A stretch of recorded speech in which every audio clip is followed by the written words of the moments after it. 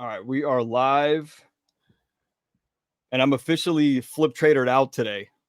I love it. Got the shirt on, got the hat on. People are so used to me in a black hat and a black t-shirt, and now you're going to get me in a gray shirt and a blue hat until I get black on black flip trader stuff. I get a I black love flip it. trader shirt and a black flip trader hat. I'm from So, Boston. We love black on black. We live off yeah, black on black in the winter. I love it.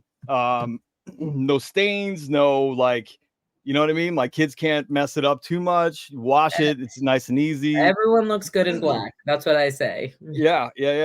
So, all right. Welcome, Flip Trader Group, Community, Network, whatever you want to call yourselves. Totally fine. Marketing Monday with Marina is back. And last week we started to dive into the Defnos structure, if you will. And if you weren't here last week, don't worry, because now we're starting to break down all 6 categories. I'm just thinking 5, all 6 categories of the Defnos structure to not only supercharge your business, it's to expand and scale your business up with really proven, consistent systems and models that work time over time, because you've been doing it for a very long time, right? Yeah, almost 20 years. Yeah. Yeah. So 20 years of experience is a lot of time on task. And we can really get some people some I don't know if help's the right word. I think it's clarity. I think it's just we're filling in gaps. That's what our job is on these training sessions, is to fill in gaps with where they are. And if you're brand new, great. Take everything Marina tells you and reach out to her for more help. Other than that, fill the gaps in, get your business to a certain level, then reach out and say, hey, I started implementing and now I need more help, and Marina will help you. Absolutely. And overwhelming and just fearful of this side of the business, or just not knowing, is probably the 3 major reasons why people don't do it, don't get their marketing out the door, because it overwhelms them, because they don't know where to start, because they've probably never done it, have never taken a class on it. But the reality of the situation is, when you signed up to be in the profession of real estate investing, what you really signed up to be is marketing your real estate investment business. Right. So people think they're in the, investment, they're a real estate investor, when they're actually marketing their real estate investment businesses. That's what you're really in the business of, Or they've tried it. I mean, how many of you out there have tried it? Raise your hands, drop a comment below. Yeah. You've tried the yellow letters. You've tried the door knocking. You've tried the banded signs. You've tried stuff. It didn't work, or quote unquote didn't work, and you stopped it. Meanwhile, you've got a lot of money invested in it. I think today we're also going to get clarity on how do you stay consistent, and what are the tweaks that you can make, not only in the external marketing. What I find is a lot of people who call me to help them with their business, they have trouble on the lead conversion piece. They have trouble on the documenting their leads or following up in a consistent or quick manner. You know what I mean? Do you find that too? Absolutely. I mean, we'll get into follow up next week at email and CRM for sure, because, they say the fortune's in the follow up, right? I'm sure you've heard that 1,000 times, that, the worst thing you can do is not follow up with your existing leads, consistently. So we'll definitely get into that next week for sure. But yes, I see that all the time. But here's the thing, a lot of people, especially, again, when you don't know this side of the business and you're diving into it, and you don't have like a mentor, or you don't, you weren't taught it the right way, you'll be like, okay, let me get these yellow letters out, right? And you send 100 to 200, not knowing what a good conversion, a response rate is. Okay. Right. So a good response rate is 1 to 3%.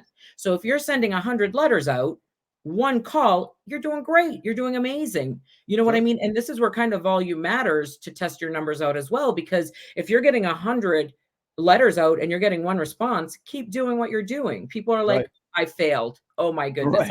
But 1 call is great. If you're doing 1,000, 10 calls is great. Keep doing what you're doing. If you get more than that, absolutely double down on it, But I mean, if you send out 1,000 letters and you get 10 calls from it with, hand raisers, these are people that are interested. These are leads. A lead is not somebody that's just random. A lead is someone that raises their hand with something specific. So let's get clear. By the way, we also want to get clear on the sales pipeline. We want to get clear on the definition of a lead and what triggers them to a prospect. We want to get clear on what a prospect is and what triggers to an appointment, and then what triggers to a client. Because a lot of people will say, I've got 1,000 leads. And you go, well, you have 1,000 emails, but you don't have anybody that's raised your hand yet. Or you have, I got a ton of new clients, yet none of them are signed. Let's get really clear on exactly what they are and the triggers to get to the next phase or next step. Absolutely. Yeah. And, when it comes to leads, I just had this conversation with my students because they're like, what is a lead? They're greener and they're like, what would you classify as a lead with your DefNose category? And let's talk specifically direct mail. You would not count the 100 letters you sent out out the door as leads. Right. You would get you would count the responses as leads, not the take me off your list, not the, take me off your list. It is the people, like you said, who raised your hand and want to start a conversation. Okay. Those are considered leads. Okay. So just to clarify that on the direct mail, same with emails. If you send 1,000 emails out, you're not going to count those as leads. It's whoever's replying and responding and, you said, raising their hand to continue the conversation. Yeah. I like to think of it as, lures in the water. You would never say, I caught 50 fish if you put 50 lures in the water. So you don't have 50 leads, you have 50 lures in the water. Correct. If 50 fish hit, you now have 50 prospect fish that are on your line. Correct. And whatever you get into the boat, that's your actual client, or, the person that's going to do business with you. What's interesting about that is the next phase, which we're going to be talking about eventually, is the conversion of a lead to a prospect, the conversion of a prospect to a client, because you can send out 10,000 letters. You could get back 5,000 responses as leads, hand raisers, I'm ready. And if you don't know the right things to say or how to work them through or how to give them an offer quickly, or your systems aren't set up, every one of those could be completely gone. Absolutely. And you got a stale day. Yeah, it's what we talked about last week, right? Getting the right message to the right person at the right time. Right. There are going to be so many times you find the right person with the right message, but not the right time. So you not following up with them consistently for a good amount of time is just a detriment to you and your money, your business money. You're wasting money because they raised their hand. It just wasn't the right time. You want to be the ones in front of them that they like, know, and trust to turn that lead into a deal, to convert that. And just to gauge, just from the past 20 years, if you're a beginner maintainer, 1 in every 50 leads on average should be converted into a deal, just so you know. Okay. That's like the conversion.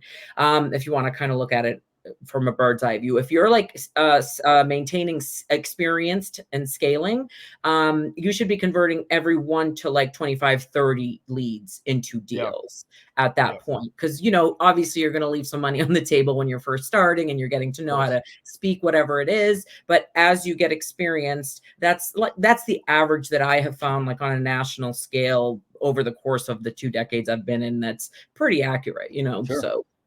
And that's a great point, to make sure you know your metrics. Make sure you know your numbers. The top of your funnel is 1,000 letters that went out. The bottom of your funnel is 3 new deals that are paid in your bank account. There's your conversion ratio. And I think you and I talked about it. Maybe sometime in November, we're going to be doing a goal setting session where we help everybody set the goals for next year, understand the metrics. So my goal is to send out 10,000 letters a month. My goal is to get, a 20%, 30% lead conversion on those hand raisers.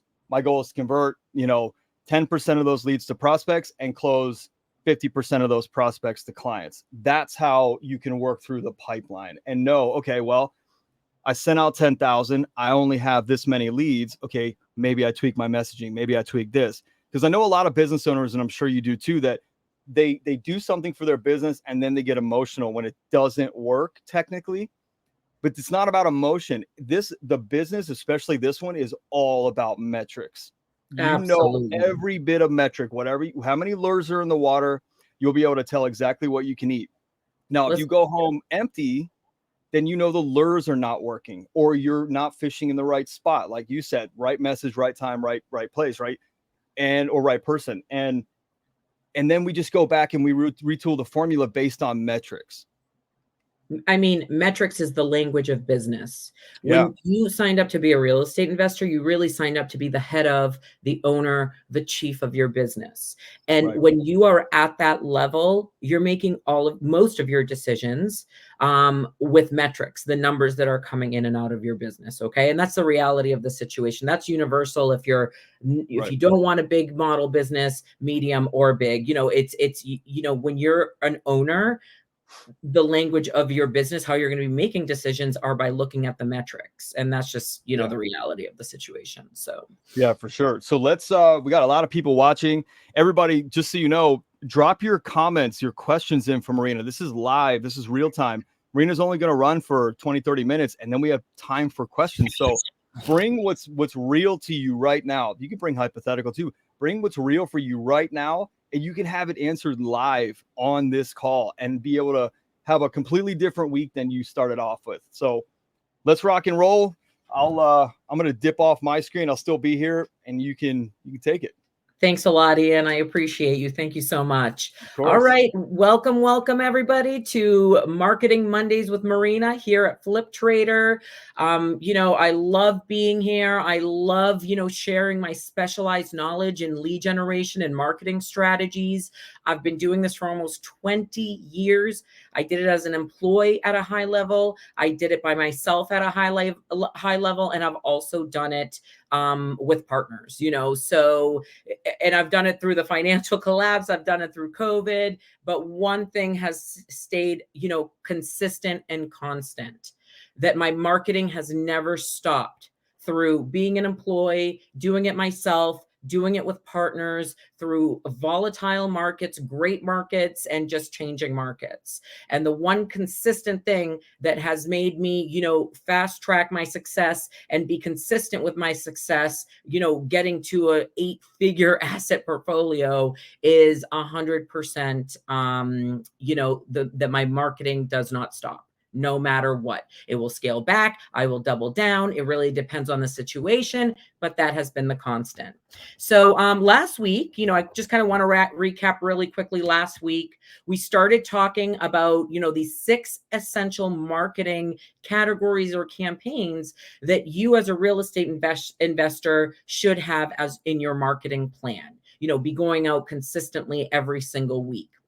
We kind of talked about, hey, Marina, what's better, offline or online marketing? And I stressed last week, again, go watch it last week. Both are equally as important. You have your offline marketing tactics, which is like direct mail, right? Signage. You have your online strategies, which is like social media, website, blogging, SEO. And here's the deal. Something like offline, that's something what we call guerrilla marketing. You'll get it out the door. You'll send direct mail to a targeted list, which we'll get really in detail very soon.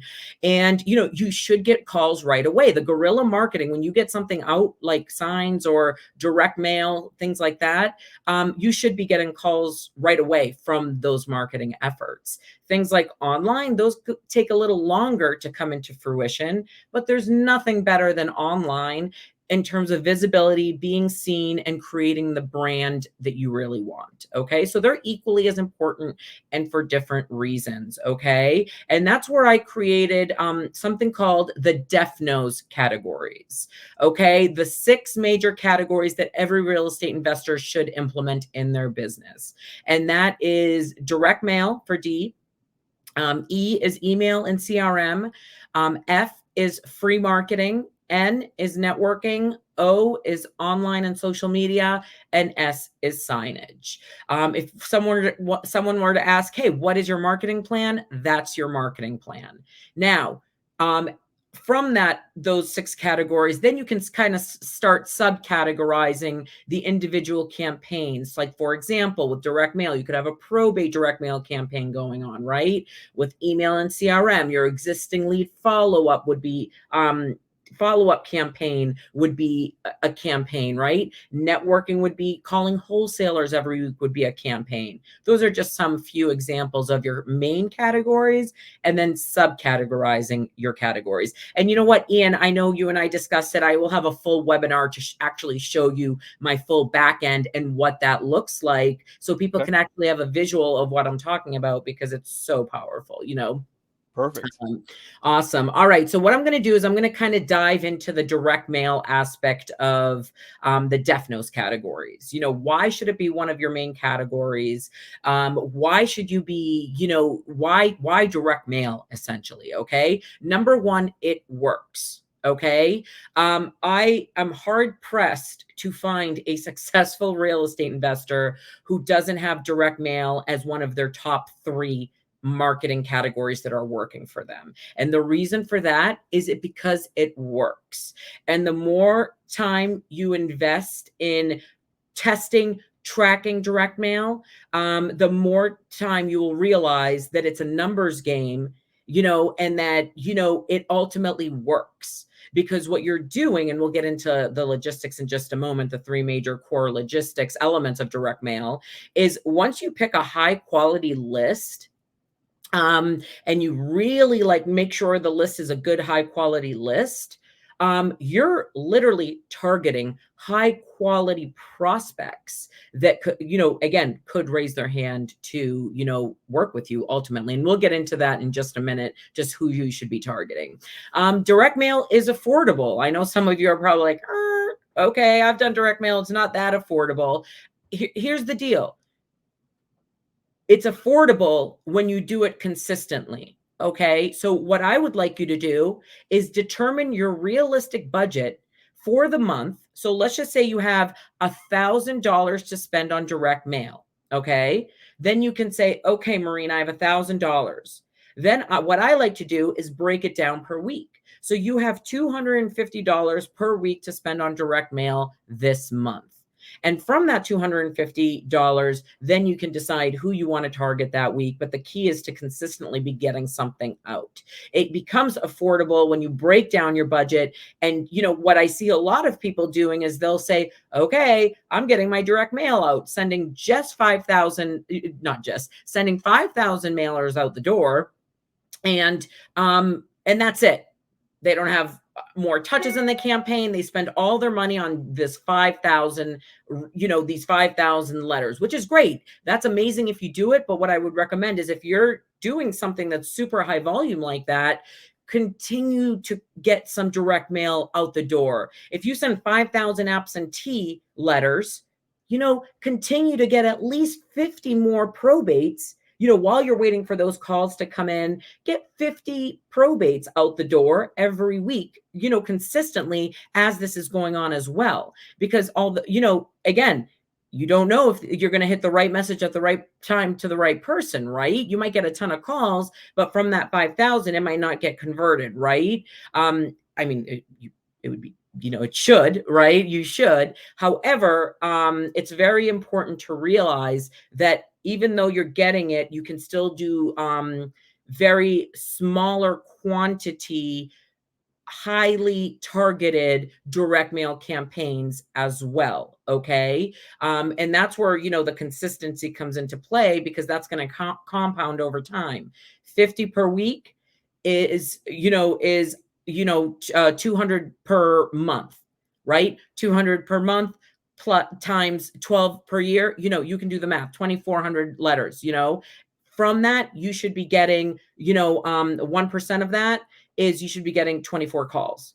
And if you're, and you should convert one deal at that point, because although probates, you might get lesser calls, they're some of the best converting deals out there. We'll talk about that in a minute as well. But what I'm trying to stress is the consistency matters. In terms of affordability, do what you can afford, break it down. However, don't stop. Okay. That's where I see the problem arise. Somebody will do a high volume mailer and then not do it again for 6 months later because they spent all their money on that 5,000, versus maybe breaking it down, testing 1,500 at a time, but consistently getting it out the door so you can track to see if that's working or not. And, again, if you have that money, amazing. If that's what your strategy is, amazing, do it. But don't stop direct mail just because you got a high volume out. Don't stop just getting direct mail out the door. Direct mail is very measurable. There's so many ways you can track your direct mail. You can put a code on your letter, on the bottom of the footer, and you can ask the person who calls, hey, give me the code at the bottom of the letter, right? You can put a QR code that they can scan and go to a landing page or your website to fill in their information. You can put different phone numbers. This is what I do in my business. I put a different phone number. I go to ringcentral.com. I buy separate phone numbers for all my direct mail. So when somebody calls us, we know exactly who we're talking to. So my probate direct mail letters will have one phone number. My absentees will have another. And then we'll plug it into our phone system. So when they call, the phone will come up as absentee caller calling. So we know exactly who we're talking to. So we can really,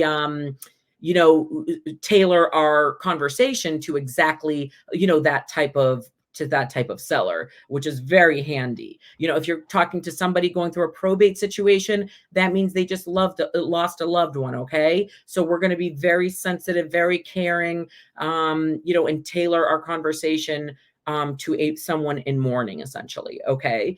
So, it's very measurable. There's so many ways you can put different names on letters. You can put codes. There's so many ways you can track letters. And that's what is amazing about direct mail as a marketing strategy, that you will know exactly how many letters you sent out, exactly how many people responded. You can know exactly who called from what specific letter. And you can track what's working, what's not working, so you can, make good business decisions so you don't waste time and money. Okay. And then finally, direct mail is very flexible.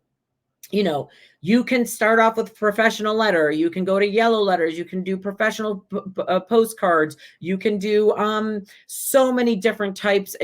From postcards, you can do professional, yellow letter. You can do one with the picture of the house. You can do jumbo postcards. It's so flexible. You can create your marketing campaign any way that you want to. Okay. Like REI Print is a major REI marketing print center. And they, say one of their best converting mailers is a letter on the top part of the letter, and then a check that has 80% of like the loan to value of what's assessed on the property, right? And the way they're able to tell their investors that that's a good, it's a good letter for absentees that have been bought more than 7 years ago. Okay. They said, if you target that absentees that have been bought more than 7 years ago, and you send them this, your response rate is going to be X. And I love that, right? They can measure that.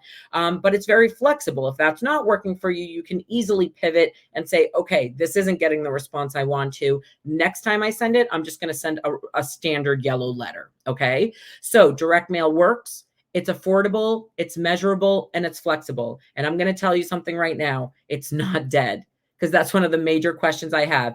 Marina, is direct mail dead? No, it is not even close to dead. Hey, listen, people see 200 Facebook or social media ads, I think, per hour. Okay, something crazy like that, right? On their phones, on their tablets, on their computers, on their social media, versus 2 to 4 pieces of mailing that they get every day. So your competition, between marketing mediums, I mean, obviously online is amazing and that works as well. But when you're sending a piece of direct mail, you have way less competition than all of this other outside noise, and you have somebody's direct attention. And, there are studies that say people, especially the younger generations, Gen Z, millennial generation, they look forward to getting their mail. Okay. How they respond to the mail, that's a different, that's a whole different training. USPS did an amazing generation study. Maybe I'll do a training on that one day, on how different types of generations, baby boomers, Gen X, millennials, Gen Zs, respond to direct mail, which is so amazing. It's great to have that information, because then you can put in your letter a phone number, which baby boomers love to respond to, your website, which millennials love to do, like QR code that Gen Z likes to like just scan and go right to where they need to go online, right? So again, it is not dead. In fact, there's going to be more focused attention on your letter than many other mediums that are out there. All right. So now let's dive into the 3 core elements of direct mail. Okay. I'm going to keep it really simple. Direct mail 101. But here's the gist of it. Okay. Here's the gist of direct mail. It's 3 core elements. And if you know me by now, with my teaching style, I like to really break down things and simplify for you. Okay. The number 1 element of direct mail is, who are you targeting? So what list are you buying? Okay. Who are you going to target? Okay. And this is where quality matters. Okay. And you can test so many different things. So let's talk about who you're targeting, like what list you're essentially buying or compiling yourself. Let's start there. There's 2 ways that you can target who you're targeting. Okay. Number 1, you can buy a list from list providers. And you can DM me. I have a resource of list providers with specific mailers. If you want that, by all means, DM me or email me or comment on this, and I can get you that resources page if you're doing that.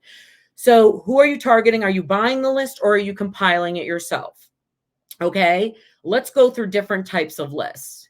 There are probate lists, absentee and out-of-state homeowner lists, tax lien lists, pre-foreclosure lists, 30, 60, 90-day late lists. Again, I can have a full training on what all of these mean and why they're all great, right? And why they're quality lists, right?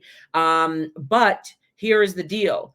At the end of the day, you're going to have to pick a list. I always say start with probates and absentee. Probates and absentee have given me some of my best deals. End of story, no matter how I look at it. Not only have they given me some of my best deals, they have also given my students, of people that I have taught or educated, throughout the course of the last 15 years, probates and absentees still hold very high in terms of the most high quality lists. So when you're determining pre-foreclosures, there's a huge spike in pre-foreclosures as well. So I would not ignore that list. I would definitely revisit that list for sure, because I've seen a big spike in those numbers as well. But when you are determining who you're going to target, I like to look at one major indicator, which is sense of urgency. Okay. Sense of urgency is high, medium, and low. What is the highest form of sense of urgency? Who can probably tell me in the comments section what would determine what the highest sense of urgency is in terms of, a list, a type of list that you can buy? So I'm going to see here. I don't know if anything came in, but I'll tell you. Highest sense of urgency is somebody facing the loss of a home. Okay. So if somebody is facing the loss of their home, like essentially an eviction, an auction, okay, the bank taking their property back, I would say that is one of the highest sense of urgency situations. Okay. So that would include pre-foreclosure, right? They're heading towards, and I think the statistic is 95% of people who are late on one payment end up never being able to catch up, which is, it's crazy. That's a crazy statistic. So by the time they're even public auction, they've gone through at least 6 months of being late on their mortgage payment. So by the time there's a notice of default, even, recorded with the bank, saying, hey, we're moving towards, getting this house back because this person has defaulted on their payments. This is what it's called, a notice of default. They're giving notice that this homeowner has defaulted on their loan and they're heading towards essentially reseizing or taking this property back, right? So that's one of the highest sense of urgency lists, pre-foreclosure. Obviously, another one is bankruptcy, right? They're probably, if there's a property associated with bankruptcy, that's another one that could be a huge, issue with debt and losing their home. Another situation could be probates, right? Not everybody can afford a second house or third house that they inherited. Okay. So when somebody passes on and they don't leave a will, the house has to go through probate court, and the probate court issues something called like an executor or representative, someone who's in charge of the estate, the property or the estate in general, but specifically the property associated with the estate. Okay. In that instance, okay, when you are going through probate, Okay. So somebody passes on, and then, obviously there's that whole initial mourning stage, the first month or two. But what starts to happen month 3, especially if there's a mortgage, right? We start to see happening around month 3 is bills begin to pile up. Quarterly taxes are due. You know, electric, gas, water and sewer are due. Mortgage payment is due. And if somebody is already, can't even afford their own home, how are they going to afford? They have to do landscaping, right? They have to clean out the property, right? So this is where you come in. I would categorize someone inheriting a home that they can't afford a desperate high sense of urgency situation, because there's only one way that that's going. It's they cannot afford that, so therefore they're either going to lose it or they have to get rid of it. And the reality is, and this is why I love probates, the reality is that most of the people that inherit a property, don't want to clean it out, don't want to do any repairs, don't want to list it on the MLS. So you are literally, someone that they would love to work with, because you are a cash buyer who buys properties as is, who, doesn't want to list their home. They just want to buy the property, close quickly, and all they want to do is take what they want and show up at the closing. Okay, so I would consider a probate situation that somebody can't afford the house a very high sense of urgency situation. Absentee homeowners or out of state, basically if somebody who owns a house, but they don't live in it, and they either live in state or out of state, but either way they're called absentee homeowners. What are they really? Pretty much landlords. Okay, so I would have to say a landlord who has bad tenants who are not paying their rent and they have a mortgage, I would call that a sense of urgency situation as well. Tired landlords. That's why evictions, we do a lot of direct mails targeting tired landlords.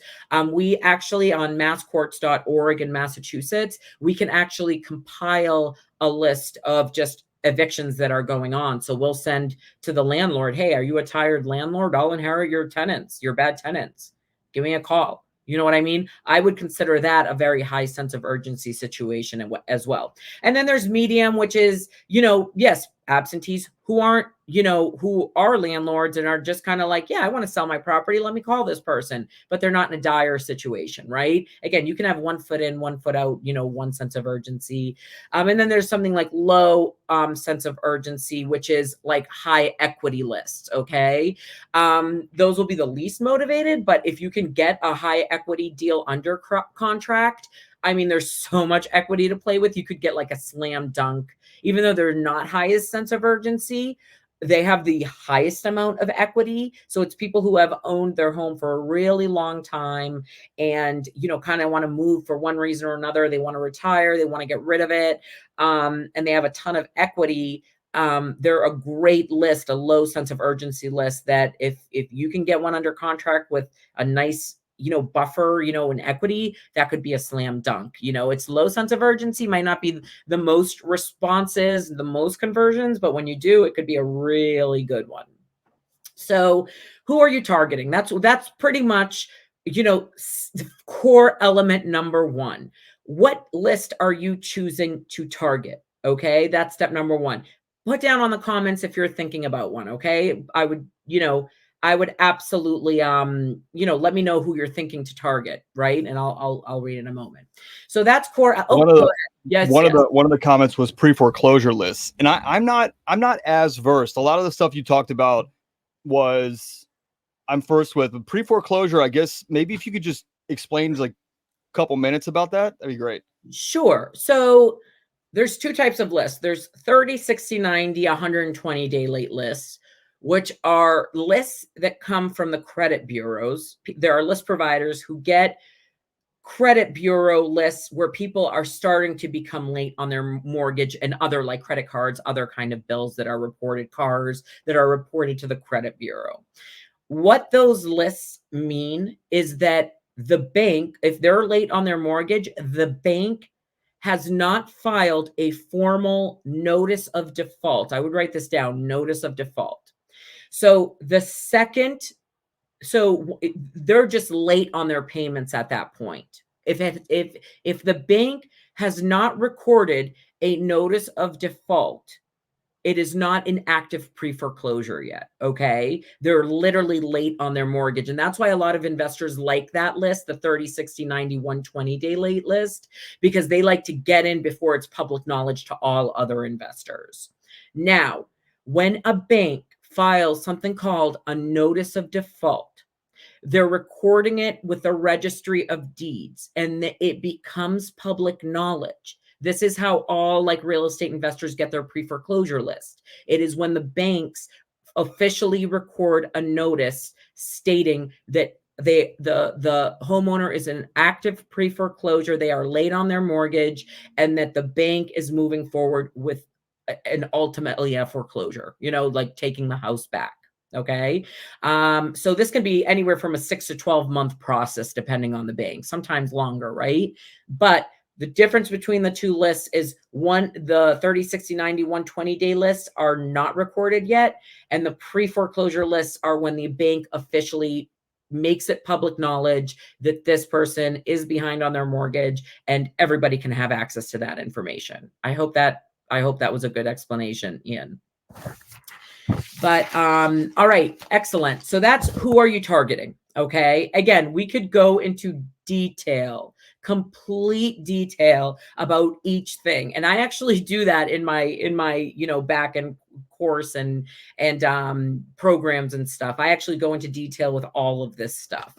So the first, again, if you need resources, email me, comment below. I will get you resources on list providers, the top 10 list providers that I have found that have the best lists. And you can kind of call them, price them out, and see what works for your budget.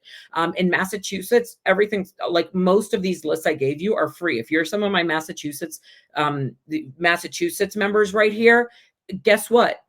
All the registry of deeds have the pre-foreclosures. Masscourts.org has probates and evictions that you can easily start compiling the list yourselves. Public record that you just go on the site and start compiling. And what was the other one? Oh, absentee lists and high equity lists. If you have access to the Greater Boston MLS, multiple listing services, you just go to the tools section, put in the town you want, and then click yes on absentee, and you can get that downloaded for you. So in Massachusetts, it is so inexpensive to compile lists because you can do all of this yourself. The bulk of the money you're going to be spending is on the actual messaging part, which we're going to talk about next. All right. How do you know if the bank has filed? So, to specifically answer that, Ian, how do you know if the bank has filed? They file with the county registry of deeds. So if something, let's just say, was in Hingham, the bank would file in the Plymouth County Registry of Deeds, where the town of Hingham is. They would file their notice of default, making it public to everybody, because you just go to the registry of deed, you click search, and you can click, you can search notice of defaults in the registry of deed and see what you can. And the cool thing about online searches for lists is ever since COVID, a lot of towns, municipalities, states, all went online during that time, instead of you having to go into the courthouse like it used to be. Okay. So it's a game changer, in terms of that. All right. I'm kind of rambling, so I'm going to move it along. All right. So 1, who are you targeting? Number 2, what message are you sending them? And this is where most people get overwhelmed, right? Like, what am I going to send them? Okay, just pick a letter and get it out the door, right? What I like to send are either professional letters as Touch One or yellow letters, okay? And there's so many companies who you can go through, openletter.com, reiprint.com.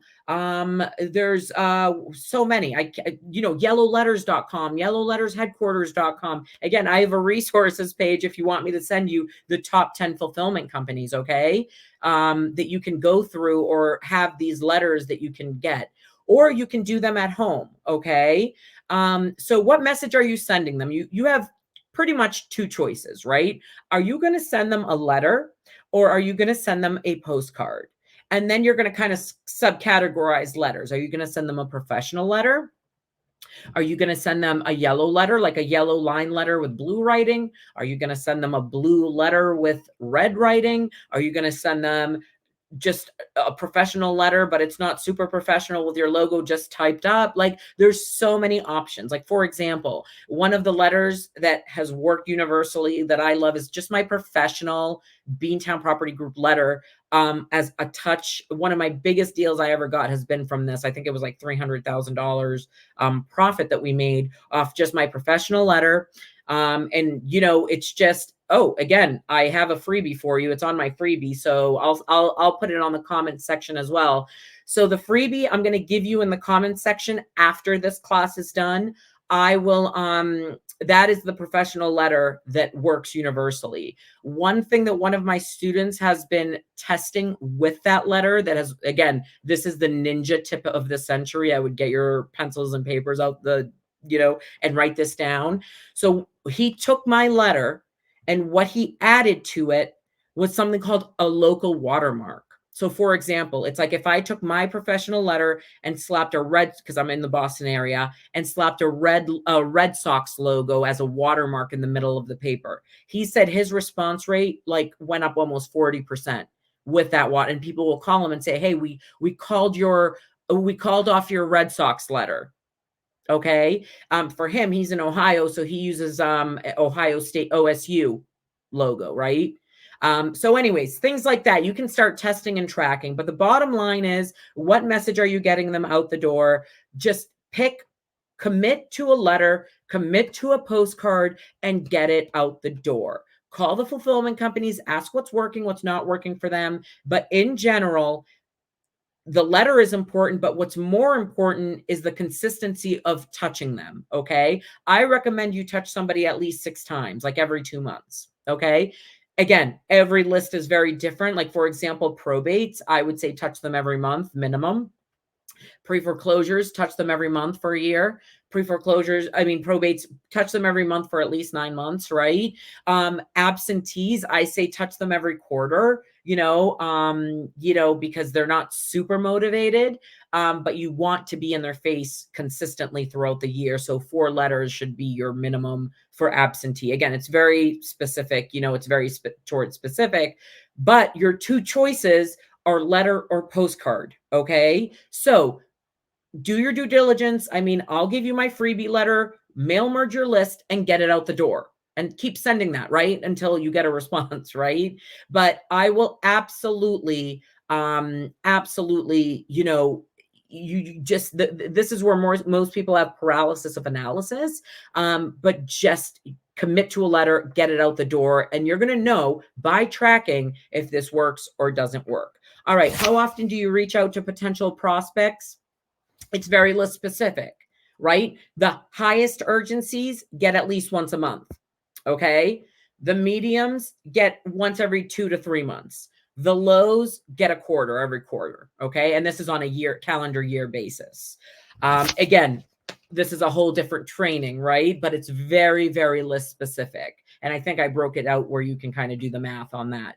All right. What budget should you start with? I'm telling you right now, I don't advise people on their budgets. It's you determine your budget. So you have to say, hey, I have this amount. And then you're going to commit to the list. And based on the amount that you have, that's the amount you can get out the door. Okay. Based on what letter you commit to, the fulfillment cost, you're going to determine what that amount is and how many you can send based on your budget. I know that sounds firm, but my budget is going to be different than yours. So I'm not going to say, hey, spend at least $5,000 a month on marketing when you're just starting out and you don't have $5,000 a month. But I will tell you this, volume does matter. Okay. The more volume you do, the more responses you get, the quicker things accelerate. Okay. So absolutely determine what your budget is and kind of backtrack and say, okay, I have a budget of $500. I want to target probates. What does $500 get me? Okay. And so, just work like that. All right. So who are you targeting? We kind of went into lists. What message are you getting them? Pick a letter or a postcard. Again, there's so many. Go on the websites I gave you and start looking at the letters, calling their customer service, asking what letter is their most popular letter or the best converting letter, and just make a decision. And then finally, how are you getting the message to them? You have two options. You can do it in-house. So you mail merge all the letters to the list, print out the letters, and fulfill all the envelopes and get them out the door yourself. That's step number one, in-house fulfillment or fulfillment houses. Okay. And again, if you email me or comment on the on below, I will absolutely get you those resources so you can start calling the top 10 fulfillment companies that my students love on a national scale. But you know, are you doing this in-house or are you doing it with a fulfillment company? Okay. My rule of thumb is if we have a certain list, let's just say evictions, we don't really target more than like 20 or 30 evictions at a time just because the list isn't as hefty that we see. So we would do this in-house. So my marketing assistant, that would be part of her job, just mail merging and getting those out that week, you know, 20, 30 letters. If it's over like 100 to 200 letters, then we'll start, you know, using our fulfillment company for sure. But those are your two options. Okay. In-house, you do it yourself, or you get it out the door with it, which is so easy. I mean, again, I want to stress, I did this when fulfillment houses, CRMs, all of these amazing softwares were not in the picture. I had a filing system, a campaign filing system. So I would have like an accordion filing system. And if I got one campaign out the door, I had a folder for it, I would move it to when I needed to do it again. Like it would just move down the accordion list, right? And that would be kind of like my calendar. Again, this was in 2004 or 5. And that would be like my way to systematize my direct mail and when they were due with my team. It was crazy, but it worked. It worked. It kept us on track and all that stuff. But you know, you have so many amazing fulfillment houses, so much amazing software that you could be using and utilizing to expedite these. There's really no excuses at this point on getting your direct mail out, right? You just have to determine, again, the 3 core elements. I'll just kind of wrap this up here. Yes, there's so many other elements, but this is where you start, okay? I'm trying to keep it simple for you. Who are you targeting? What message are you going to send them? And how are you getting it out the door? Are you doing it in-house or are you using a fulfillment company, okay? So that's how I'm just going to kind of wrap it up, Ian, just because, you know, it's a loaded, you know, obviously I could have 6 more trainings on direct mail, which I will over time, but this is a great way to start. Yeah. I think sometimes even for non-beginners, this is so much helpful information because it can tighten things up for them, or it can teach them that consistency matters. I talk to so many people that just don't stay consistent. They'll get a deal, start to work on it. You know, they're flipping it or they're building it as a rental portfolio and not even wholesaling it. And then they stop everything else and they focus on that. It's just not like, it's just a yo-yo effect. The key is once you do get it out the door, right? It'll be on your marketing calendar. The cool thing about fulfillment houses as well is they do all that for you. Yeah. You'll say, hey, you know, yellowletters.com. Here's my 4-part absentee campaign. You will put it together. Again, it's all about the front end setup with marketing, right? And I call it the setup suck, you know, because it's hard work. And this is where most people don't want to do it, right? This is where most people get lost, the hard work setup part of it. But here's the deal. Once you set up the campaign with your fulfillment house, guess what? It's on autopilot after that. You just have to track when these letters are going out the door and work with your account rep for any changes. But they'll do everything for you. I can't stress enough how important that is because we used to manually do everything, you know, in our office. And you nailed it. It's about being decisive. It's about making a decision and going with it. There is no wrong because you have to test and tune. You just don't know until you know. Then every market's different. Every sub market's going to be different. Whatever you choose, whether it's absentees or high equity or whatever it might be, it's going to be different for you and for your market. And so research is key. I think you have such an amazing amount of detail. Your programs are amazing. So for anybody that's watching that really needs the next level of help, you've got to reach out to Marina. I put her email in there. and like just find out what she can do to help you build these things faster. There really is no sense in doing this on your own. The reason why we're here is to fast track you, because the market and the industry will be changing over the next 3 to 5 years. Technology is never going to slow down. It's only going to keep getting better and better. And if you're not doing something now, or if you're saying, oh, I'll take the next 3 years and just kind of piece it together, you're missing the boat. You're missing money on the table. So my request is that everybody watching this, reach out to Marina. It doesn't cost you anything. It doesn't hurt you. She's not going to bite. She might be a little like direct for you, but that's what you need. That's quick. That's fast. You get the Kind and information firm, quickly. kind and firm. Yeah. Yeah. And People so, love that. Listen, my students love that. They always yeah, tell me, they're like, we just need someone to tell us what to do. And yeah, I'm like, I got you. I can tell you what to do, you know? So, and most people thrive off of that. You know, they don't want to figure things out. Like, they're like, just tell me what to do. sure. Okay, here you go. Do this, try that, you know? And Right. some people just need direction, you know?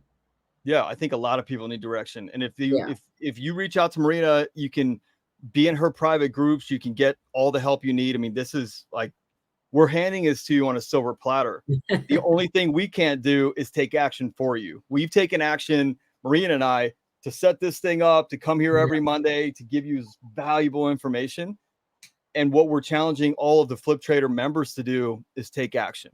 Marina is top of her game and 20 years experience. This isn't a newbie. This isn't like, oh, I've been in this for a year and I think I can lead you. 20 years, you can literally work with Marina and save 20 years of learning curve. It's literally, I tell that to people all the time. It's like, it's crazy. I'm such a proponent of coaching and finding someone at an expert level. That's why we put this all together like this, is because I don't want members to have to piece this thing together over time. I want them to get like highly into the vein delivered information. You know what I mean? And run with it. And you know what? And I've stressed this, you know, there's a huge gap in the real estate investing industry, which is lead generation and marketing. Yes, it's touched upon, but there's no in-depth training. Like, there's nothing that there is for rehab or wholesaling. Like, there's so much in-depth or bird training, right? You can get so much good specific information on all of that, but not as much on the lead generation and marketing. It's always surface level. Yeah. And a lot of times it's people don't want to share that, you know, they don't want to share their secret sauce, their marketing, right? It's like the $1 million question, right? You know, how did you find that deal?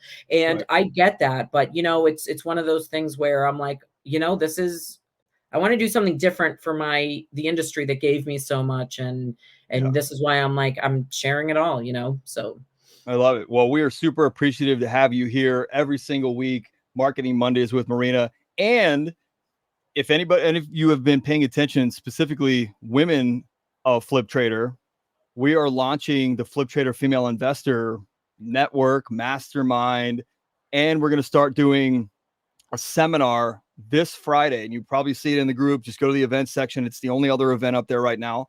So Friday at 4 p.m. Eastern, 1 p.m. Pacific, Ellie and Jamira, they are great at first-time investors.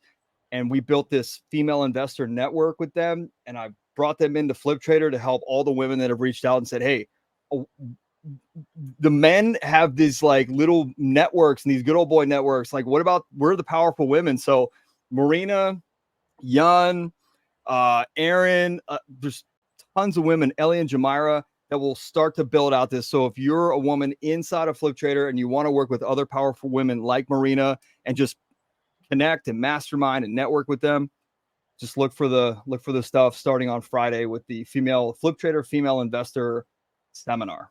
That's amazing. I'll say it and I'll say it again. There's nothing more powerful in this business, you know, than a woman who educates herself and knows how to communicate and knows, you know, what she's talking about. There's no competition to that. There really isn't. Yeah, agreed. So Marina, thank you again. This has been super powerful. Thank you so much. And next week we'll dive into email and CRM and just your database and the power of that with lead generation and just using that as a marketing tool in your business as part of your marketing plan.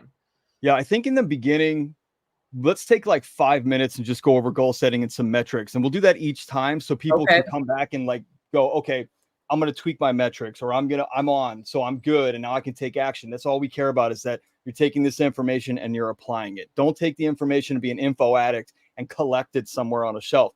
Yeah. Take action with this info. So next week, we're going to go over email and CRM and a little bit of goal setting for a couple minutes to get your metrics down, so you know exactly what action steps to take right after Marina gives you the info. It's that simple. Love that.